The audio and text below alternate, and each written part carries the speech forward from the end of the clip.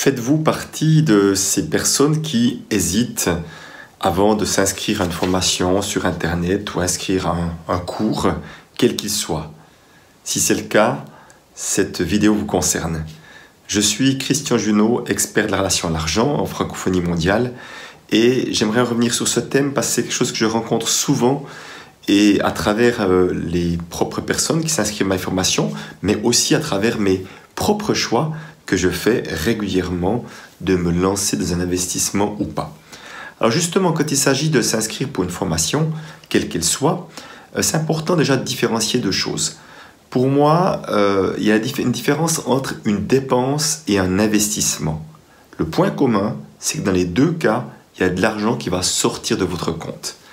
Qu'est-ce que c'est la différence? Une dépense n'amène pas forcément de plus-value ou n'amène même pas de plus-value du tout, alors qu'un investissement, ça peut être différent. Je prends un exemple de dépense.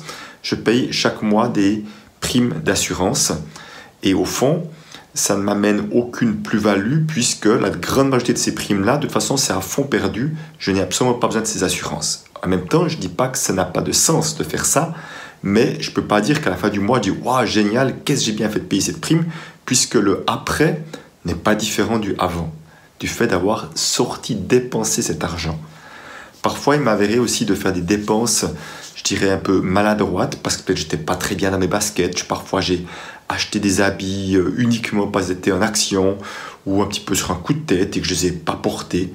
Et vous voyez, ça m'a amené aucune plus-value dans ma vie. C'était vraiment des dépenses qui étaient inutiles. C'est quoi la différence? Un investissement, il y a vraiment l'idée que l'argent qui va sortir, donc il va être investi, si je reprends l'exemple dans une formation, il y aura un après qui sera le meilleur que le avant. Si vous ne pensez pas que le après sera meilleur que le avant, ce serait de l'inconscience de dépenser cet argent-là. Au fond, oui, il y a cette idée que le après sera meilleur et c'est pour cela que c'est un investissement. J'investis un mois et un mois, il y a quelque chose qui sera différent, qui aura plus de valeur, qui aura peut-être plus d'expérience, qui aura peut-être plus de conscience, peut-être de plus d'outils à disposition, donc qui sera différent et de meilleure qualité. Donc ça, c'est l'idée de départ. Et au fond, c'est important de vraiment différencier l'un ou l'autre. Et si vous faites un investissement, et peut-être ce qui peut vous retenir, c'est que vous avez déjà investi une fois ou deux, que ce soit sur des formations Internet, que ce soit dans des cours, quels qu'ils soient, et qu'au fond, vous avez l'habitude, vous avez peut-être l'impression, pas l'habitude, mais l'impression que vous n'avez pas vraiment profité.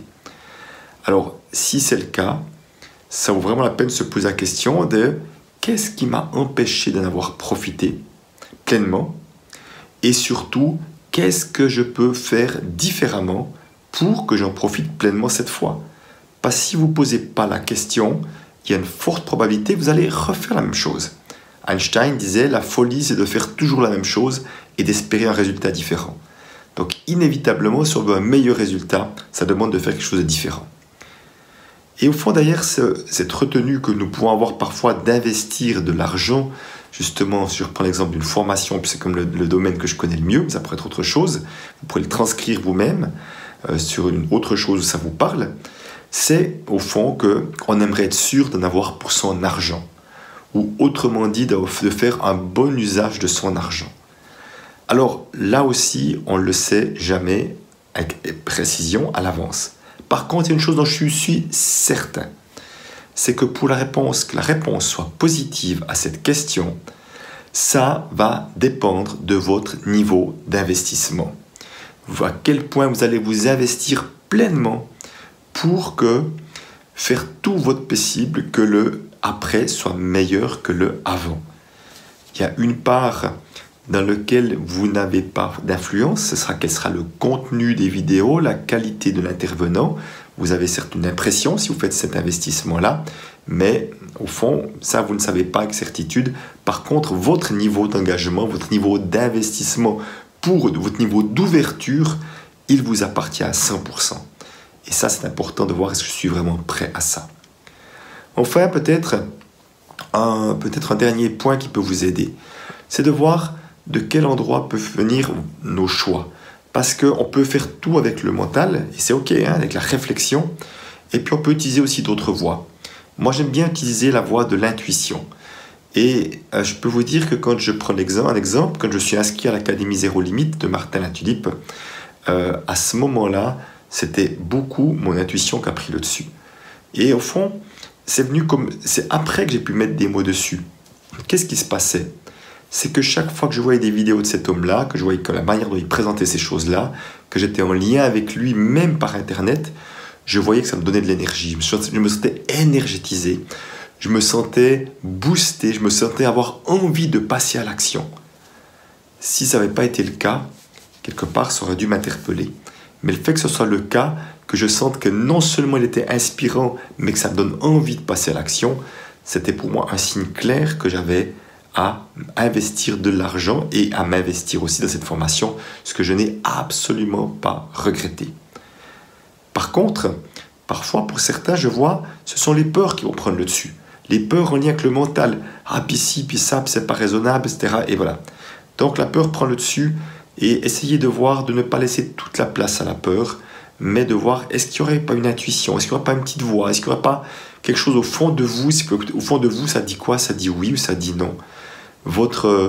Si vous avez des warnings, des lumières oranges, parce qu'il y a des choses qui ne vous parlent pas dans la personne et tout, mais vous ne voulez pas le voir, prenez le temps de le voir également, parce que si vous avez l'impression que les promesses, elles sont tellement dithyrambiques que ça vous paraît bizarre, prenez le temps également de réfléchir à ça, si ça vous inspire confiance ou pas.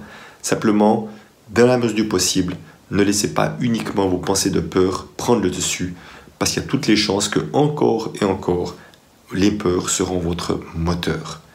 Donc au fond, je n'ai bien sûr pas à vous dire ce que vous avez à faire dans chaque situation, c'est vous qui le sentirez.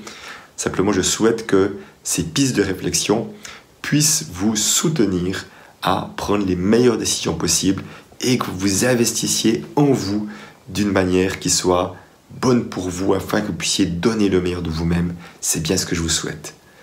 Voilà, j'espère que cette vidéo a été bonne pour vous. Si c'est le cas, n'hésitez pas à mettre des commentaires, à mettre des likes, à la partager autour de vous, en tout cas, et de vous inscrire à ma chaîne YouTube, c'est là en face, pour voir encore d'autres vidéos. Je vous dis à bientôt. Allez, ciao!